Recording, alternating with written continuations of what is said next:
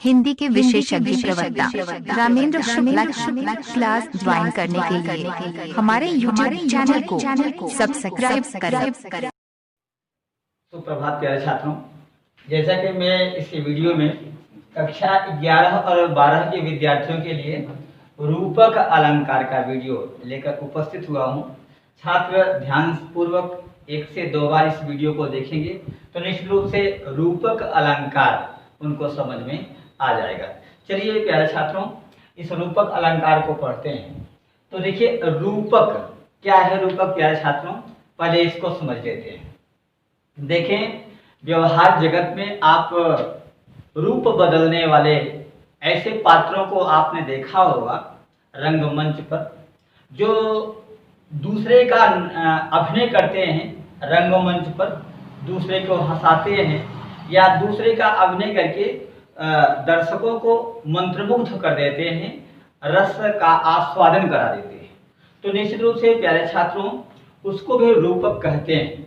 ये रूपक बहुत ही प्राचीन परंपरा रही है रूपकों की, और आचार्य धनंजय ने एक ग्रंथ लिखा है 10 रूपक। तो 10 रूपक उन्होंने लिखा है प्यारे छात्रों। तो 10 रूपकम, 10 रूपकम ग्रंथ है किसका? आचार्य धनंजय का। आचार्य धनंजय ने 10 रूपक ग्रंथ लिखा है। 10 रूपक ग्रंथ में रूपक के 10 भेद, नाटक, प्रकरण, भाण, व्यायोग, समवकार, डीह, इहा, मृग, प्रहसन, वीथी, अंक आदि करके इन्होंने रूपकों का 10 भेद बताया।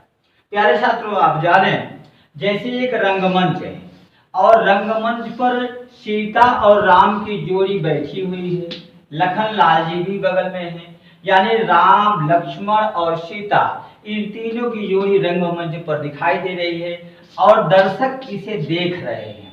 तो निश्चित रूप से प्यारे छात्रों, आप जानते हैं कि रंगमंच पर ये जो पात्र आए हुए हैं, ये निश्चित रूप से वास्तव में राम नहीं है, यानी राम का कोई अभिनय कर रहा है, सीता का कोई अभिनय कर रहा है और वह दर्शकों को रसास्वादन करा रहा है।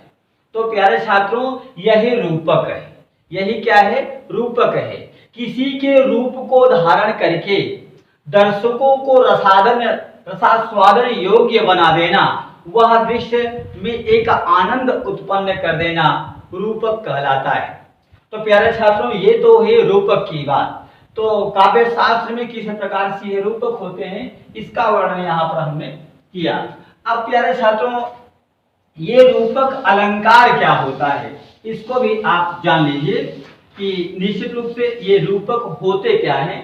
तो काव्य प्रकाश में आचार्य प्रवर मम्मट, जो काव्य प्रकाश में मम्मट ने रूपक की परिभाषा दी कि तद्रूपकम हेलो योपमानो पमेयो। यहां पर इन्होंने कहा कि जहां उपमेय में उपमान का भेद रहित आरोप होता है, वहां रूपक अलंकार समझना चाहिए। तद्रूपकम भेदो योपमानोपमेयो, अर्थात जहां उपमेय में उपमान का अभेद आरोप, कोई भेद नहीं होता प्यारे छात्रों, आरोप कर दिया जाता है, वहां रूपक अलंकार होता है। रंगमंच पर भी आपने देखा था कि राम, लक्ष्मण और सीता की जो जोड़ी रंगमंच पर बैठी हुई थी, उसे देखकर दर्शक उसी प्रकार से आनंदित हो रहे थे जैसे वास्तव में वो राम और सीता हो। तो प्यारे छात्रों, आपने देखा कि क्या जो रंगमंच पर अभिनय करने वाले राम, लक्ष्मण और सीता हैं, क्या वास्तव में वह सचमुच राम, सीता, लक्ष्मण है क्या? नहीं, बिल्कुल नहीं। लेकिन फिर भी दर्शक उनको देख करके राम सीता या राम सीता का जो विवाह का आनंद होता है, वह दर्शक प्राप्त कर लेते हैं। तो ये क्या है? रूपक है। अब रूपम धारयति इति रूपकम, जो किसी के स्वरूप को धारण करके अभिनय करके रसास्वादन योग्य बना देता है, निश्चित रूप से वह रूपक होता है प्यारे छात्रों। तो यहाँ रूपक अलंकार में भी इसी प्रकार से है कि यहाँ जो वस्तु है, जो प्रस्तुत है, वो अप्रस्तुत का उस पर आरोप हो जाता है और वह प्रस्तुत भी अप्रस्तुत जैसा ही हो जाता है और उसी को रूपक अलंकार कहते हैं। तो प्यारे छात्रों, आप उपमेय उपमान को पूर्व के वीडियो में आप समझ चुके हैं। तो यहाँ पर आप देख रहे हैं परिभाषा बता रही है कि जहाँ उपमेय में उपमान का अभेद आरोप हो वहां पर रूपक अलंकार होता है। अभेद आरोप आप समझ गए, भेद ना हो, यानी कि कोई भी हो सकता है कि प्यारे छात्रों कि राम तो क्षत्रिय सूर्यवंश कुल में उत्पन्न हुए थे और हो सकता है कोई रामलीला में कोई यादव है जो कि राम का अभिनय कर रहा है और कोई मान लीजिए कि पंडिताइन है जो सीता बनी हुई है, मान लीजिए लक्ष्मण है वो अन्य किसी बिरादर के हैं। तो क्या आप उनको देख करके क्या दर्शक दूसरे प्रकार का आनंद प्राप्त करने लगेगा? क्या नहीं, जबकि राम सीता और लक्ष्मण के उस स्वरूप को देखकर निश्चित रूप से दर्शक उस यादव के बच्चे को भी राम ही समझेगा। क्यों राम समझेगा? क्योंकि वह राम का अभिनय कर रहा है। तो रूपक का मतलब यही होता है कि रूपम धारित इत रूपकम, यानी कि वो उपमेय जब उपमान का रूप धारण कर लेता है तो वह रूपक अलंकार। तो इसमें भेद कहाँ रह गया? यानी वो क्षत्रिय सूर्यवंश कुल में उत्पन्न हुई राम और यादव कुल में उत्पन्न हुआ महेश, ये दोनों इस समय राम। तो निश्चित रूप से ये राम जो थे इसका अभिनय कौन कर रहा है? ये यादव का राम। तो निश्चित रूप से इसमें से जो आनंद प्राप्त हो रहा है वो दर्शकों को उन्हीं के राम जैसा ही आनंद उनको मिल रहा है। जैसे राम सीता की जोड़ी को देखकर उस समय दर्शक प्रसन्नचित्त हो जाया करते रहे होंगे, उसी प्रकार से इस रंगमंच पर देखते हुए राम सीता के इस आनंद को देखकर, राम सीता के इस विवाह को देखकर निश्चित रूप से दर्शक उसी आनंद की प्राप्ति कर रहा होता है। तो निश्चित रूप से ये रूपक अलंकार होते हैं। तो रूपक में हमने आपको बता दिया कि रूपक में उपमेय जहां उपमान का अभेद आरोप, जैसे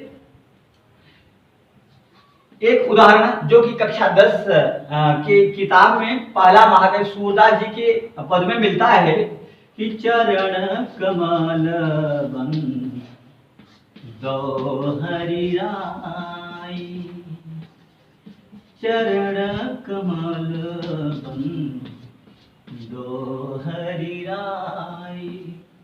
तो देखिए प्यारे छात्रों कि चरण कमल बंदो हरि राई, मैं भगवान श्री कृष्ण के कमल रूपी चरणों की वंदना करता हूं। तो आपने देखा प्यारे छात्रों कि यहाँ उपमेय क्या है? उपमेय है चरण, यानी चरण क्या है? उपमेय। लेकिन यह उपमेय, यह जो चरण है वह कैसा है? तो कहते हैं कि कमल रूपी है। तो कमल तो प्यारे छात्रों जल से ही बना होता है, जल में उत्पत्त, जल में वास, जल में नलिनी तोर निवास, यानी ये तो जल से ही उत्पन्न हुआ है। और चरण में तो अलगाव है, चरण में हड्डी भी है, मांस भी है, रक्त भी है, यानी इसमें तो अलग अलग चीजें हैं। लेकिन कमल तो केवल जल का ही रूप है। तो कमल कैसे रूप को धारण कर लिया? तो आपकी परिभाषा यही थी प्यारे छात्रों, जब उपमेय में उपमान का भेद रहित आरोप, कोई भेद ना हो। जैसे यहाँ पर क्षत्रिय थे और यादव में आरोप हो गया। पहले राम कौन थे? क्षत्रिय थे, लेकिन आरोप किस पर हुआ? यादव में हुआ और दर्शक अब इनको राम मानने लगा और आनंदित होने लगा। तो वैसे ही यहाँ पर भी है प्यारे छात्रों, यहाँ उपमेय जो है वह चरण है और चरण में क्या है? हड्डियां भी है, अस्थिमज्जा है, इसमें अनेक प्रकार की चीजें इसमें प्राप्त हैं, जबकि कमल में नहीं। लेकिन कमल का क्या हुआ? उपमेय पर आरोप हुआ, यानी उपमान का आरोप हुआ उपमेय पर और वह भेद नहीं रह गया। क्यों भेद नहीं रह गया? भाई ये विजातीय है, सजातीय तो बिल्कुल नहीं है। सजातीय की नहीं है भाई, कमल में भी अगर हड्डियां होती, इसमें रक्त होता, ये तो सजातीय होता चरण का। लेकिन यहाँ तो विजातीय है, बिल्कुल अलग है, लेकिन फिर भी उसका उपमेय पर आरोप हुआ है। इसलिए यहाँ पर कौन सा अलंकार है? रूपक अलंकार है। तो कमल रूपी चरणों की मैं वंदना करता हूँ, मैं भगवान श्री कृष्ण के कमल रूपी चरणों की वंदना करता हूँ। इस प्रकार से आप इसको जान सकते हैं कि यहाँ उपमान कमल है और चरण उपमेय है, और उपमेय चरण पर कमल उपमान का अभेद आरोप है, भेद रहित आरोप है, विजातीय होने पर भी आरोप है, इसलिए वहां पर रूपक अलंकार का प्रयोग किया गया है। दूसरा एक उदाहरण देते हैं प्यारे छात्रों।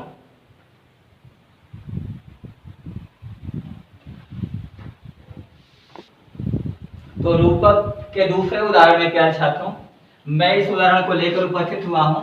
आप इस उदाहरण को ध्यानपूर्वक आप पढ़ें। गोस्वामी तुलसीदास जी ने लिखा कि उदित उदय गिरि मंच पर रघुबर बाल पतंग, बिगसे संत सरोज सब हर्षे लोचन भृंग। तो आप धनुष भंग की कथा है, और धनुष भंग में अनेक दूर दराज के राजा महाराजा इकट्ठा हुए हैं। तो एक रूपक के माध्यम से गोस्वामी जी कैसे उस मंच का वर्णन कर रहे हैं, कैसे वहां पर उपस्थित संतों का वर्णन कर रहे हैं। जब प्रभु श्री राम निश्चित रूप से धनुष भंग करने के लिए उत्सुक हुए, और राजा जनक को भी यह पता चला कि नहीं, यह असंभव कार्य तो बिल्कुल नहीं है, हो सकता है कि कोई धनुष को उठा ले और हमारी पुत्री का विवाह हो जाए। जहां पर राजा जनक को भी अभी पश्चाताप में वो जल रहे थे, लेकिन कुछ सांत्वना प्राप्त हुई। तो यहाँ पर एक रूपक के माध्यम से कैसे इसका व्याख्यान दिया गोस्वामी जी ने।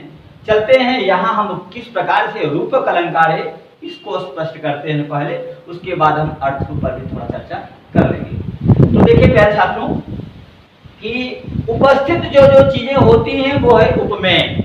तो आप देखें इसमें क्या क्या चीजें उपस्थित होंगी। तो दिखाई दे रहा होगा मंच, भाई प्रतियोगिता कहीं होगी, हो रही है धनुष भंग करने की, तो मंच जरूर होगा। और उपस्थित और कौन है, राम भी उपस्थित है, और उपस्थित कौन होंगे, संत भी उपस्थित होंगे। और यहाँ पर लोचन, उनके जो नेत्र हैं, तो संत रहेंगे तो नेत्र तो उनके ऑलरेडी रहेंगे। तो इतनी चीजें आपको दिखाई दे रही होंगी कि ये उपस्थित होंगे उसमें। अब इन उपस्थित जो चीजें हैं वो क्या है, उपमेय। क्या है, उपमेय। यानी कि यहाँ पर मंच उपमेय, रघुबर उपमेय, संत उपमेय और नेत्र उपमेय।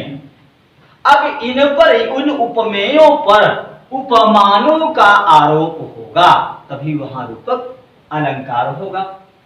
अब देखें इस उपमंच उपमेय पर उद्यांचल पर्वत उपमान का आरोप हुआ है, और यहाँ रघुबर उपमेय पर बाल सूर्य उपमान का आरोप हुआ है, और यहाँ संत पर वो संत कैसे कहे सरोज कमल का आरोप, और नेत्र पर भृंग भौरों का आरोप। तो यहां पर है कि निश्चित रूप से मंच रूपी यहाँ मंच है, तो उद्यांचल पर्वत, तो उद्यांचल पर्वत रूपी मंच पर जैसे ही बाल सूर्य रूपी भगवान श्री राम का आगमन हुआ, तब कमल रूपी सभी संत खिल गए। फिर क्या हुआ, भौर रूपी उनके नेत्र हर्षित हो गए, प्रसन्नचित्त हो गए। तो आपने देखा कि यहाँ इन उपमेयों पर उपमानों का भेद रहित आरोप किया गया। भेद रहित आरोप क्यों कहें प्यारे छात्रों, जैसे उदयगिरि क्यों ले ले, है तो मंच उपमेय है, उद्यांचल पर्वत अलग चीज है।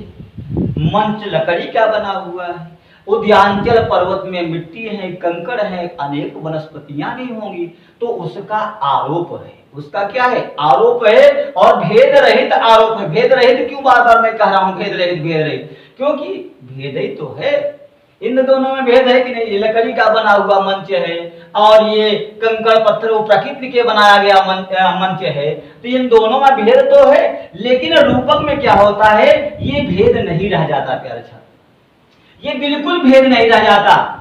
प्राकृतिक हो चाहे मानवकृत हो, उन दोनों में कोई भेद नहीं रहता और भेद रहित उसका आरोप हो जाता है। राम तो अलग थे, लेकिन ये यादव का जो लड़का था वो रावण जैसा धनुष धारण कर ले, तो रूपक में तो यही होता है, रूप बना लेता है। तो यहाँ पर भी रूपक अलंकार में क्या हुआ कि उपमेय में जब उपमान का रूप बन जाए तो वो रूपक अलंकार होता है। तो यहाँ पर आपने देखा कि वो मंच कैसा मंच, तो कहते हैं उदयाचल पर्वत रूपी मंच। और राम कैसे, जैसे बाल सूरज पहला निकलता है शुरुआत में, जब उदयांचल पर्वत से सूर्य निकलता है तो बड़ा ही देखने में सुंदर लगता है। लोग उगते हुए सूरज को जरूर प्रणाम करते हैं कि निश्चित रूप से ये बड़ा होगा तो कुछ विकास के कार्य जरूर हम कर पाएंगे। तो यह बाल सूर्य यानी बालक सूर्य, जैसे कि सूर्य उगते हुए सुंदर लगता है, वैसे राम भी बाल सूर्य के समान सुंदर लग रहे हैं। तो इस प्रकार का रूप गोस्वामी ने दिया है प्यारे छात्रों। तो निश्चित रूप से आप इसका स्पष्टीकरण लिखेंगे। क्या लिखेंगे? स्पष्टीकरण लिखेंगे।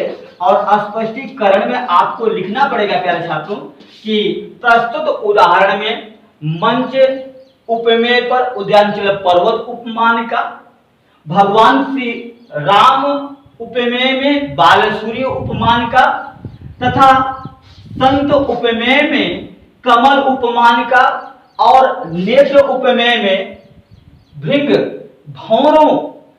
भंवर उपमान का, भ्रमर उपमान का अभेद आरोप, भेद रहित आरोप किया गया है।